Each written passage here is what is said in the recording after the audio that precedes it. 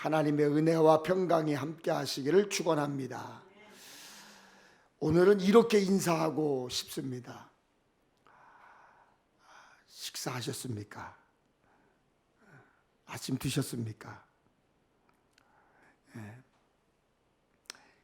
어느 순간부터 이런 인사가 사라졌어요. 그렇죠? 아마 먹을거리가 풍부해져서 그럴 거예요. 우리 기독교인들은 샬롬이라고 인사합니다. 그렇죠? 인사에는 단지 이제 전쟁이나 불화가 없는 평화만을 이야기하지 않습니다. 몸도 마음도 두루 평안하라. 또 배고픔도 없고 몸도 아프지 않고 가족들도 다 무고하라. 그런 의미입니다. 혹 이런 인사는 들어보셨는지 모르겠어요. 나마스테 들어보셨어요? 네, 인도, 네팔, 스리랑카 사람들이 주로 사용하는 인사말인데요. 당신을 존중합니다 라는 의미가 담겨 있습니다. 그러고 보면 요즘 사람을 아끼고 존중하는 것들이 많이 사라졌어요. 아마 적대감이 넘치는 세상이고 위험 사회에 살고 있기 때문이 아닐까라는 생각이 듭니다. 샬롬 하며 인사할 때는 나를 존중해 달라, 나를 해치지 말라는 일종의 메시지입니다. 또한 내가 당신의 친구로 보살피고 섬기겠습니다 라는 뜻일 겁니다. 무표정으로 주변에 울타리를 쌓는 사람들이 많은 세상에서 샬롬은 나의 이웃에게 소통과 쉼과 용기가 될 것입니다. 불안하고 두려운 세상이지만 세상의 황폐함을 당연하게 받아들이지 말고 우리가 먼저 그들에게 다가가 손을 내밀고 샬롬 하며 소통하기를 바랍니다. 그런 삶이 굳게 서서 흔들리지 않는 믿음의 사람들의 신앙의 모습입니다. 바라기는 우리 평택의 림교와 성도들에게 샬롬의 축복이 있기를 축원합니다. 지난 주일에는 아브라함의 믿음을 통해서 믿음은 능력입니다 라는 말씀을 나눴습니다. 예수를 믿고 교회를 다니면 제일 먼저 변화가 오는데 믿음이 생긴다는 거죠. 그 믿음을 가지고 이 험한 세상을, 힘든 세상을 믿음으로 이기며 살아가는 것입니다. 아브라함은 하나님의 부름을 받았을 때 믿음으로 순종했습니다. 믿음은 순종입니다. 순종하지 않는 믿음은 믿음이 아닙니다. 머리로 이해하는 믿음, 지식으로 얻어진 믿음, 이런 것은 진정으로 믿음이 아니에요. 진정한 믿음은 반드시 기적이 일어나고 반드시 축복의 열매가 있습니다. 그래서 믿음은 능력입니다. 오랜 신앙생활을 했어도 열심히 봉사를 했어도 삶의 열매가 없다면 그것은 어딘가 믿음의 뿌리가 썩었거나 잘못되었거나 오해했기 때문에 그런 일이 생기는 것이죠. 진짜 믿음이 있으면 내 삶이 절망에서 희망으로, 갈등에서 행복으로 바꿔지는 거예요. 환경 상황이 나를 행복하게 만들고 돈이 나의 행복하게 만드는 것이 아니라는 사실입니다. 진짜 믿음을 가지고 있으면 내가 아무리 바쁘고 아무리 피곤하고 아무리 어려운 조건 속에서도 풍요로운 그런 기쁨의 삶을 살 수 있는 거죠. 믿음이란 하나님이 주시는 거예요. 예수님을 만나고 교회에서 말씀을 들으면 이 믿음의 씨가 뿌려지고 믿음의 씨가 뿌려지면 믿음의 생명이 생기기 때문에 거기서 싹이 나고 줄기가 나고 잎사귀가 생기고 열매가 생기는 거예요.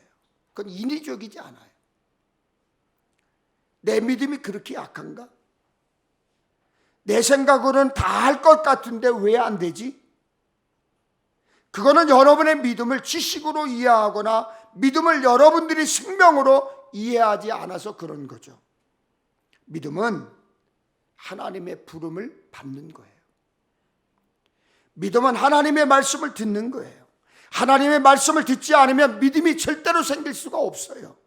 여러분 교회에서 또는 큐티를 통해서 말씀을 들을 때 그게 사람의 소리가 아니고 하나님의 말씀으로 들리면 믿음의 씨가 뿌려지고 있는 거예요.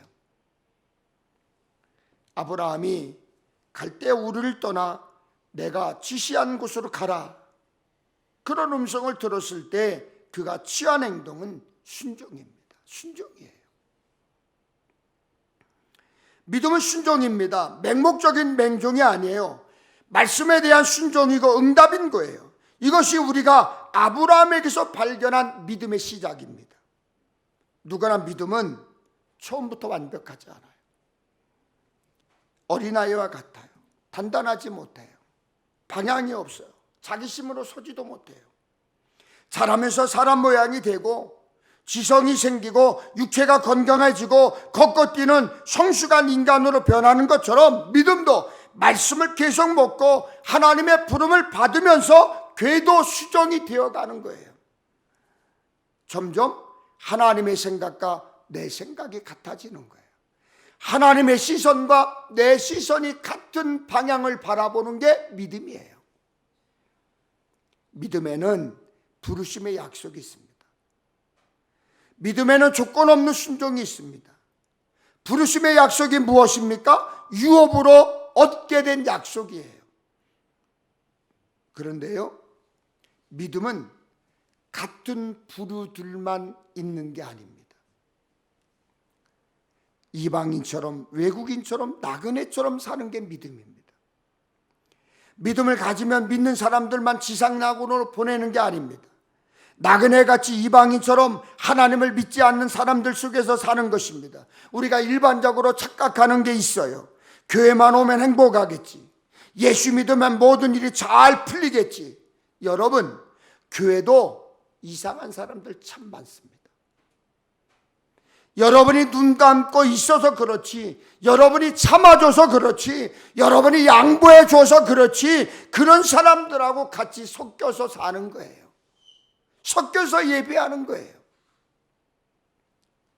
믿음이란 것이, 아브라함은 갈대아 우르를 떠나서 천국으로 간 게 아니고 약속의 땅으로 갔는데, 그곳으로 가니까 이방인들도 있고 외국인들도 있고 하나님 안 믿는 사람들도 있고 하나님을 믿는 백성들을 핍박하는 사람들도 있고, 그런 사람들 속에 들어가서 믿음의 삶을 시작한 것입니다. 다윗은 젊은 시절에 사울에게 쫓김 받았습니다. 수많은 전쟁도 치러야 했습니다. 그러나 하나님의 보호하심을 받은 다윗은 평안을 찾았을 때 이렇게 노래합니다. 하나님은 나의 견고한 요새시며 나를 안전한 곳으로 인도하시며. 왜 다윗은 하나님을 견고한 요새라고 표현했을까요? 하나님께서 다윗을 안전한 곳으로 인도하셨기 때문입니다. 시편에는 이런 노래가 있습니다. 이 하나님은 영원히 우리 하나님이시니 그가 우리를 죽을 때까지 인도하시리로다. 하나님이 우리 하나님인 이유는 우리를 죽을 때까지 인도하시기 때문입니다. 하나님은 우리를 인도하시고 우리에게 견고한 요새가 되어주십니다. 그렇다면 하나님의 인도하심을 받기 위해 우리가 무엇을 해야 할까요? 우리가 무엇을 해야 할까요? 떠나야 합니다. 아무데도 가려고 하지 않고 가만히 있는 사람은 누군가의 인도를 받을 수 없습니다. 가만히 있는데 인도를 받을 필요도 없습니다. 어딘가로 길을 떠난 사람, 가고 있는 사람, 목적지를 향해 이동 중인 사람이라야 누군가의 안내가 필요하고 누군가의 인도가 필요한 것입니다. 히브리서 11장은 아벨, 에녹, 노아, 아브라함, 사라 등 이 믿음의 인물들을 소개하고 있습니다. 오늘 본문 말씀도 그 믿음의 인물들에 대해 기록하고 있습니다. 이 사람들은 땅에서는 외국인과 나그네임을 증언하였으니 그들이 이같이 말하는 것은 자기들이 본향 찾는 자임을 나타냅니다.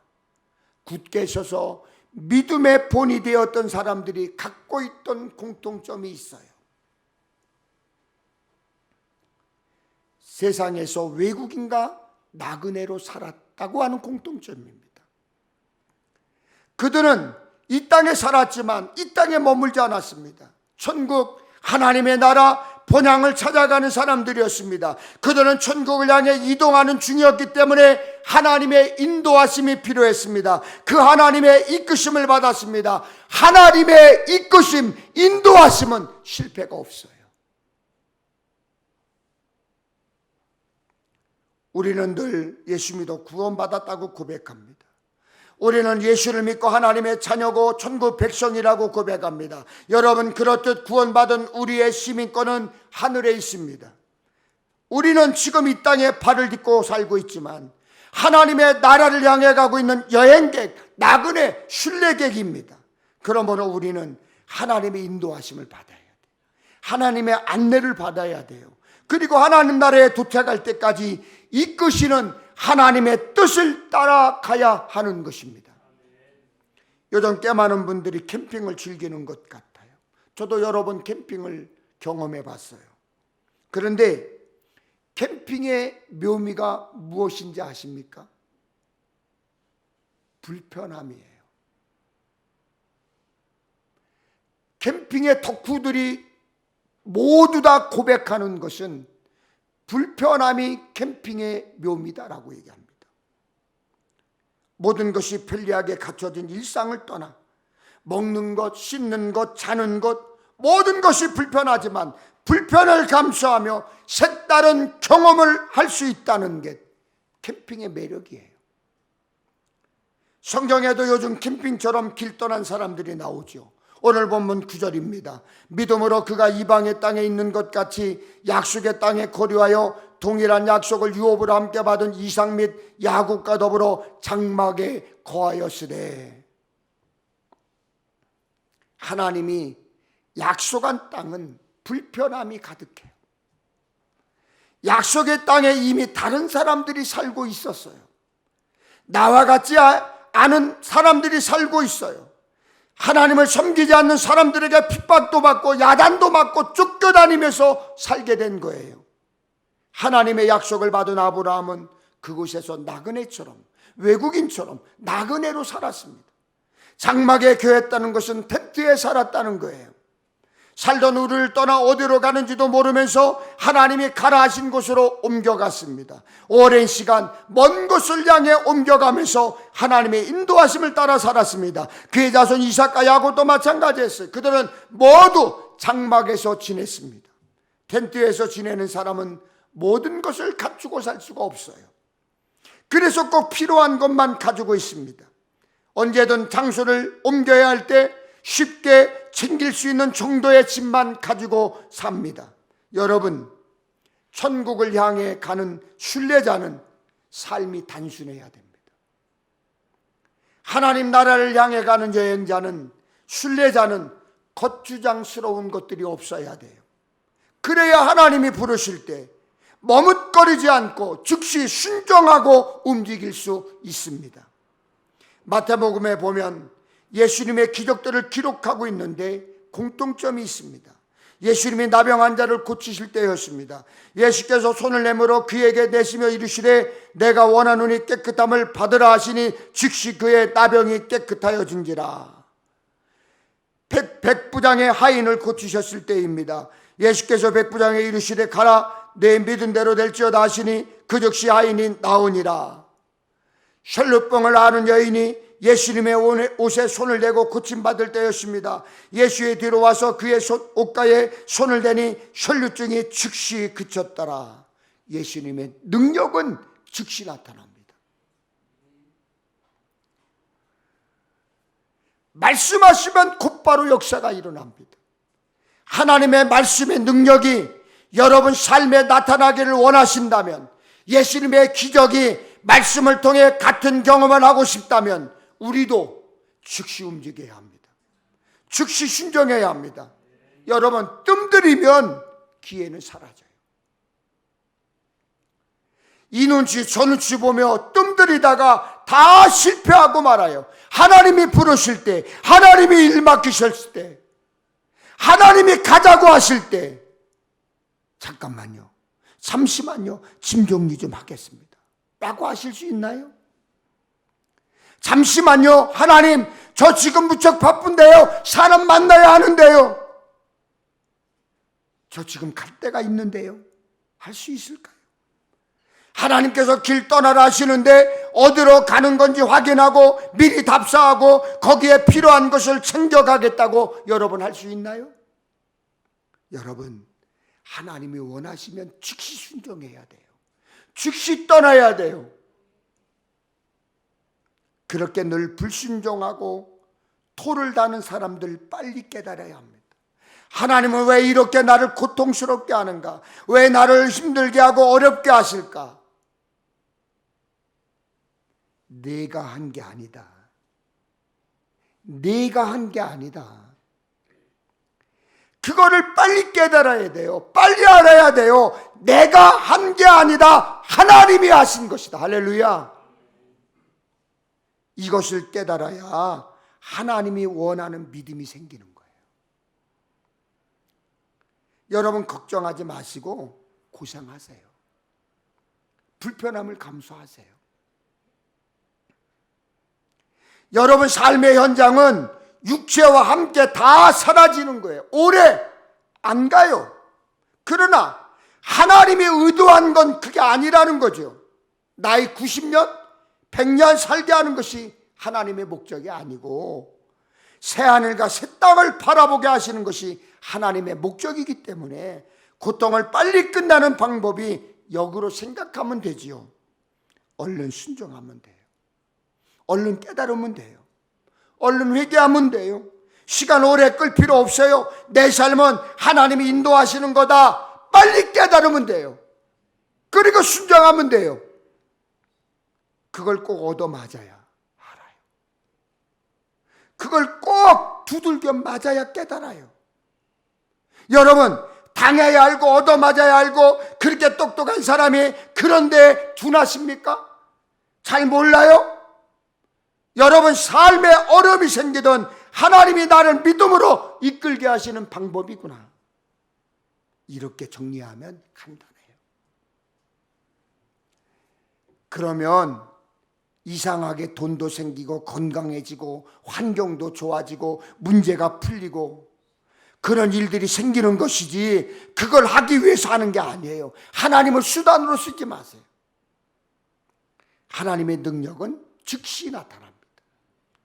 그 능력을 힘입어 살려면 부르심에 즉시 응답해야 합니다. 가슴이 뜨거워집니까? 가슴에 울림이 있습니까? 감동이 됩니까? 그때 깨닫게 될 때 즉시 순종해야 합니다. 다음에 하겠다고.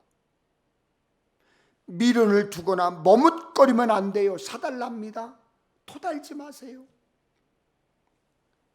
여러분, 솔직히 말해서 내년을 아니 내일을 보장받은 사람 어디 있습니까? 어디 있어요? 요즘 과학자들, 의사들 100세 시대라고 하죠. 그래요.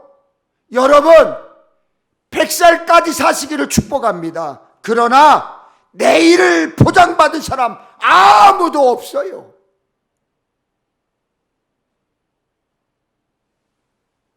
우리가 가지고 있는 것에 미련을 두고 머뭇머뭇거리면 일어날 수밖에 없습니다. 길 떠날 수 없습니다.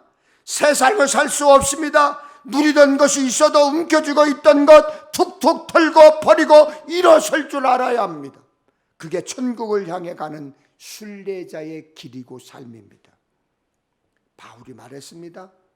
어떠한 형편에든지 나는 자족하기를 배웠다.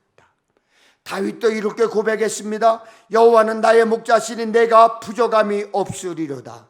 정말 있을 것 다 있어서 누릴 것 다 누려서 만족한다고 그랬나요? 있을 것 다 있어서 부족함이 없다고 말했습니까? 하나님 나라를 향해 가는 순례자는 모든 것을 채워가며 모든 것을 쌓아두며 살지 않아요. 부족한 것이 있어도 자족할 줄 아는 사람이 천국 가는 사람입니다. 어떤 거지가 숟가락 한 개, 깡통 한 개로 살았는데 자기가 생각해도 처지가 너무 처량해. 그래서 이제는 내가 더 이상 거지로 살 수 없다 생각을 하고 옷도 모으고 이것저것 모으기 시작을 했어요. 그러다 보니까 어느새 짐이 많아졌겠죠. 그죠? 모아놓은 짐을 어깨에 짊어지니 어떻겠어요? 무거웠겠죠. 그러니 다니기 쉽지 않았습니다. 그러니까 이 그지가 이렇게 고백합니다. 많다고 좋은 게 아니구나. 많이 가졌다고 행복한 것이 아니었습니다. 그래서 좋은 것 하나씩만 남기고 버리기 시작을 했습니다. 그리고 나서야 홀가분해졌다고 합니다. 수원에서 목회하시는 제 선배 목사님이 한 분 계세요. 목사님 부부가 얼마 전 5월달 6월달 교회에서 2달 안식월을 받아서 스페인 산티아고 순례길을 걷게 되셨어요. 진짜로 38일 동안 순례길을 걸으셨어요. 가기 전 이것저것 만반의 준비를 다 하셨답니다. 그런데 준비를 하는데 너무 필요한 게 많더래요. 하루 이틀 걷고 일주일쯤 지나니까 배낭이 점점 무거워지고 힘들어지고 짜증이 나더랍니다. 그래서 사모님 보고 우리 그만할까? 우리 그만 포기할까? 그렇게 말하고 순간순간 그런 생각이 들더라는 거죠. 그런데 필요 없는 것들을 하나 둘 버리기 시작했답니다. 10일쯤 지나서 좀 걸을만하네. 그리고 숙소에 들어가서 보니까 배낭이 반이 줄었더래요. 필요 없는 것들을 다 버렸다는 거예요. 마지막 산티아고 데 콤포스텔레에 도착했을 때는 배낭이 반이 줄었고 꼭 필요한 물품만 남아있더라는 거죠. 여러분이 지금 가지고 있는 것 그거 다 쓰고 계십니까?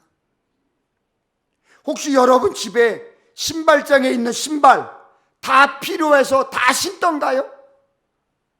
혹시 여러분 옷장 속에 옷 계절마다 철마다 옷 없다고 샀는데 다 입으시는가요? 여행자는 남의 집, 남의 옷, 남의 신발에 별로 관심이 없어요. 그저 목적지를 향해 갈 뿐입니다. 꼬린 지점을 향해 뛰는 선수는 옆에 선수가 무슨 운동화를 신었던 상관없어요. 어떤 운동복을 입었던 상관없어요. 관심 없어요.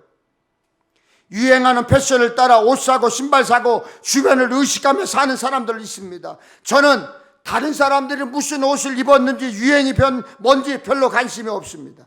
남을 의식하고 살면 그 삶이 불편하고 앞으로 나아갈 수가 없어요. 있으면 있는 대로, 없으면 없는 대로 사는 방법을 익히고 살아면 됩니다. 하나님의 목자 되시고 길 인도해 주신다면 그것으로 만족하리라. 할렐루야. 장막에 머무는 순례자는 그래야 합니다. 아브라함은 이곳저곳 옮겨다니며 천막에 살았지만 그는 단순한 방랑자가 아니었습니다. 목적지 없이 떠도는 사람을 방랑자라고 그러죠. 그는 길 위에서 천막을 치고 사는 사람이었지만 요즘처럼 노숙자가 아니에요. 그는 목적지가 분명한 여행자, 목적지가 분명하고 뚜렷한 여행자였습니다. 오늘 본문 10절입니다. 이런 그가 하나님이 계획하시고 지으실 터가 있는 성을 바랐습니다. 하나님께서 아브라함에게 준 약속이 무엇입니까? 그것은 하나님이 직접 설계한 도시라는 거예요.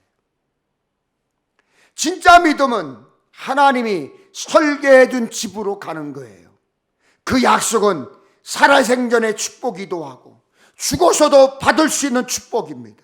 믿음을 가진 사람들의 삶은 예수 믿으면 내 마음이 천국이 되는 것이지, 하나님이 갑자기 환경을 바꿔준다든지 빚을 갚아준다든지 이런 게 아니라는 거죠.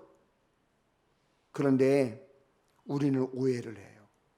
그래서 내 기도가 부족해서 힘든 일이 생기나 보다, 하나님은 왜 나에게만 불공평하신가, 왜 내 삶이 늘 이렇게 요 모양 요 꼴인가? 믿음에 대한 오해 때문이에요. 예수 믿고 구원받은 우리는 이 세상에 살다가 목적지 없이 떠나는 사람, 갈 것 모르고 죽는 사람들이 아니에요. 우리는 목적지인 하나님 나라로 가는 사람들입니다. 여러분, 그 목적지를 향해 가는 순례자임을 믿으시기를 바랍니다. 여러분, 코로나가 한참 맹위를 떠칠 때 해외여행이 어려지면서 한때 항공사들이 무착륙 비행 여행 상품을 판매한 적이 있었습니다. 비행기를 타고 어떤 목적지로 가는 게 아니죠. 탑승, 수속, 면세품, 쇼핑은 그대로 다 해요. 근데 하늘만 떠 있다가 이륙한 공항으로 다시 돌아오는 그런 상품이었어요. 2020년 여름에 이 상품이 처음 판매됐을 때 좌석이 없었어요. 그렇게 인기가 많았습니다. 근데 지금은 여행이 자유로워졌잖아요. 엄청 가잖아요, 사람들이. 그러니까 여러분, 도착지도 없는 여행 상품이 인기가 있겠어요? 지금은 흔적도 없이 사라졌어요. 2021년 홍콩에서요, 오로지 잠을 자기 위한 버스를 타는 상품이 판매되었어요. 차만 타면 졸음이 쏟아지는 사람들이 의외로 많대요. 그걸 착안해서 상품이 개발됐는데 76km 구간을 5시간 동안 달려서 출발지로 돌아오는데 승객들은 슬리퍼, 담요, 안대를 챙겨와서 버스를 타고 잠을 청한답니다. 처음에는 이 상품도요, 매진될 정도로 인기였는데 지금은 사라져버렸습니다. 여러분, 목적지가 없는 여행, 잠시 주목받을 수 있어요.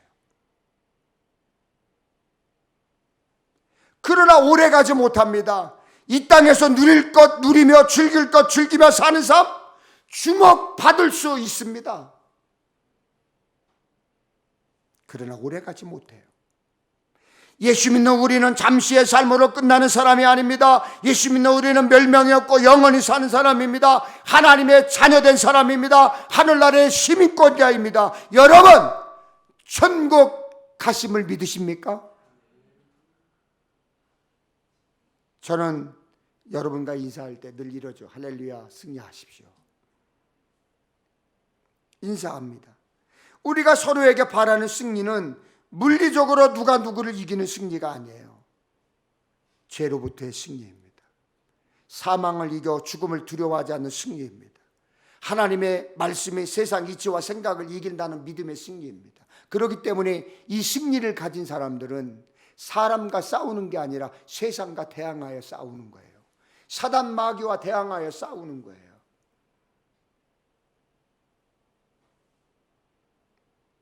하나님 나라의 백성인 우리는 천국에 이르는 승리, 천국에서 받을 상, 면류관 받을 승리를 꿈꾸는 사람입니다. 여행 다녀와서 멀리 출장 다녀오면서 여러분 뭐라 그래요? 역시 집이 최고야, 그렇죠. 길 막히고 여행이 힘들수록 집이 최고다라는 말이 저절로 나오죠. 우리의 세상살이가 쉽지 않아요. 그러나 이 세상살이를 마치고 하나님 나라에 이르면 역시 우리의 본질, 본향이 최고야. 그렇게 될 줄로 믿습니다. 여러분, 간절히 부탁드립니다. 우리가 정말 가야 할 본향을 잊지 마세요. 정말로 가야 할 본향을 기억하고 본향을 향해 가야 합니다. 잊어버리면 안 돼요. 반드시 기억하고 살아야 해요. 여러분이나 저나 본향에 가야 됩니다. 천국에 가야 합니다. 그것을 향해 가는 순례자입니다. 그것을 잊으면 안 됩니다. 그래서 바울이 고백했습니다. 우리가 그리스도에게서 얻은 것이 이 땅에서 잠시 사는 동안 누리는 작은 감동이 전부라면 우리야말로 정말 가엾은 사람들일 것입니다. 우리가 바라는 것이 단지 이 세상에 살 뿐이라면, 이것이 끝이라면 이 세상 사람들 가운데 가장 불쌍한 사람이, 가장 가엾은 사람이 예수 믿는 사람이라는 거죠. 그러나 우리는 가엾은 사람이 아닙니다. 예수 믿는 우리는 하나님 나라를 향해 가는 사람들입니다. 그러므로 이 땅의 삶이 좀 힘들더라도 천막 치고 사는 것 같은 삶이랄지라도 가슴 당당하게 펴시고 사시기를 축원합니다. 우리나라 비영리 환경단체인 푸른아시아가 몽골에 나무 심기를 하고 있어요.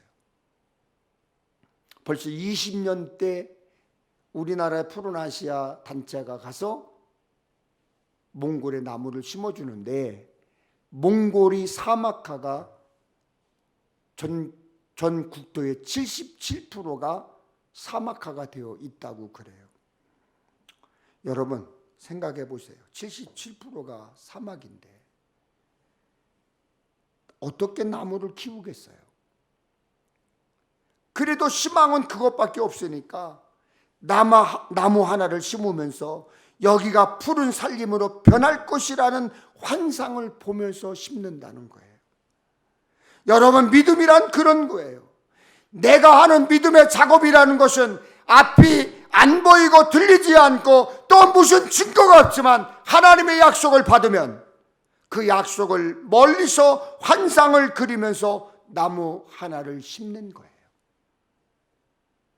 믿음이라는 거는 내가 믿음을 심으면, 믿음대로 살면 자손시대의 그 축복을 다 누리게 된다는 말이죠. 여러분, 우리가 이 땅에 살지만 우리는 하늘 백성입니다. 우리가 이 땅에 살지만 천국 백성의 시민권을 받은 거예요. 그러니 당당하게 사십시오. 우리 제 막내 아들이 군대에 갔을 때입니다. 휴가를 올 때마다 오면은 꼭 서울역에서 기차를 타고 평택역에 내려요. 그럼 제가 연락을 받고 꼭 평택역에 갔어요. 그러면 기차에서 내린 사람들이 쭉 나오면 대합실에서 이렇게 보면 물론 군복도 입었겠지만 제 아들은 척 보면 알잖아요. 딱 보면 배진. 그리고 제가 다가가서 둘이서 꼭 껴안아요. 그렇게 반가울 수가 없어요. 그렇게 좋을 수가 없어요. 여러분, 그런데 우리가 하나님 나라에 가서 하나님을 만나고 먼저 하나님 나라로 가신 사랑하는 사람들을 만나고 예수 믿고 구원받은 믿음의 가족들을 모두 만나 영원히 함께 한다면 얼마나 좋겠어요. 얼마나 좋겠어요. 그것을 꿈꾸고 바란다면 인도하시는 하나님께 우리의 길을, 우리의 삶을 맡겨야 하지 않겠습니까? 장막에 거주하는 것 같은 불편함이 있어도, 다른 사람들은 호화롭고 멋진 호텔에 누워 자는 것 같아도 나만 천막치고 사는 것 같은 억울하고 답답한 생각이 들어도 우리가 가야 할 본향을 기억하며 저 높은 곳을 향해 날마다 나아가는 복된 삶의 주인공 되시기를 주님의 이름으로 축원합니다. 축원합니다. 축원합니다. 우리 다